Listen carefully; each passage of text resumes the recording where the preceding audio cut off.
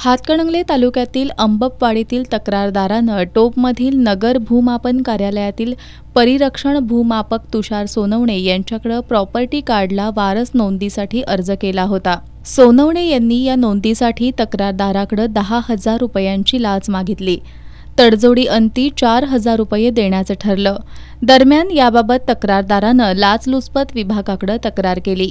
त्यानंतर लाचलुचपत प्रतिबंधक विभागाच्या अधिकाऱ्यांनी आज दुपारी 2 वाजण्याच्या सुमाराला सापळा रचून नागावमधील क्षेत्राची मोजणी करण्यासाठी आलेला सोनवणे आणि त्याचा पंटर अमर चौगले या दोघांना 4,000ची लाच घेताना रंगेहात पकडलं।